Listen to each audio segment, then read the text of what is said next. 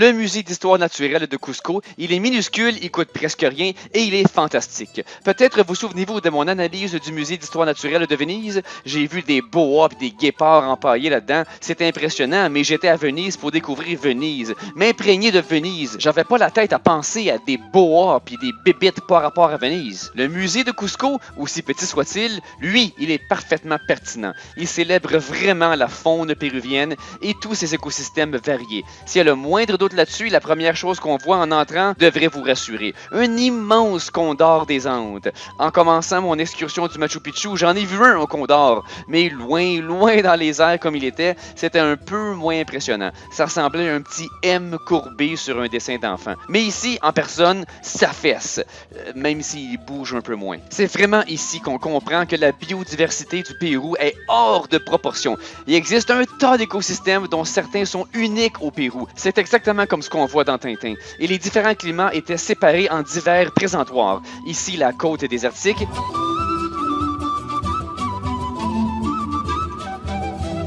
Les montagnes.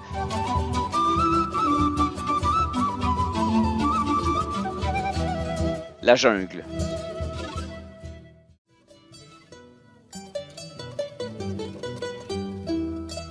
Bon, je sais que vous êtes incapable de quitter des yeux les tarentules, mais attardez-vous un peu aux papillons à gauche. Le Pérou, c'est le pays des papillons, avec un nombre record de variétés. Des immenses oiseaux avec une coupe imo, des timenous, en tout cas ça, l'affiche dit que c'est des coatis, un genre de gros raton laveur que t'écœures pas. Encore des menous, ils sont pleins de vie.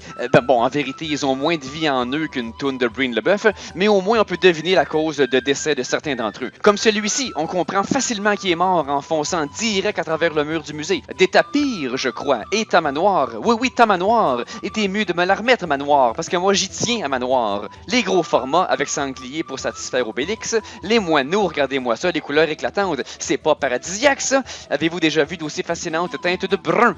Et ici, c'est caïman pareil. Des crânes pour d'autres caïmans tellement gigantesques que le restant du corps fitait pas dans la vitrine. Même la peau fitait pas. Encore des reptiles, et ça, c'est pas une branche, c'est le boa de Venise qui est finalement dans un pays logique. Ici, la seule vitrine avec des animaux vivants. Oui, les paresseux bougeaient pas, mais ils sont pas morts, ils sont paresseux. Et accrochez-vous, les deux prochaines photos sont dérangeantes. Il y avait une vitrine de freak show, des déformations congénitales et autres défauts. Était-elle en train de dire que ça fait partie du paysage normal du Pérou, ou simplement que le recteur du musée a des goûts quelque peu macabres? Toujours est-il que nous avons une tête de mouton à deux têtes. Essayez de comprendre le paradoxe de cette déclaration. Derrière, on a l'inverse, deux moutons à une seule tête. Et ici, un agneau avec, je sais plus trop, 4, 5, 6, 7 pattes, je crois. À l'école, quand il comptait ses doigts, il y avait une longueur d'avance sur ses autres agneaux. Et ma visite fascinante se termine avec une vitrine de macaques.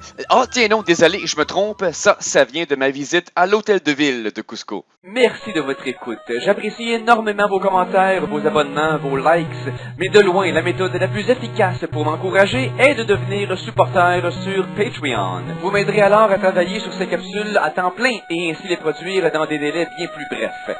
Merci, cher public, je fais tout ceci pour vous, mais je fais aussi tout ceci grâce à vous.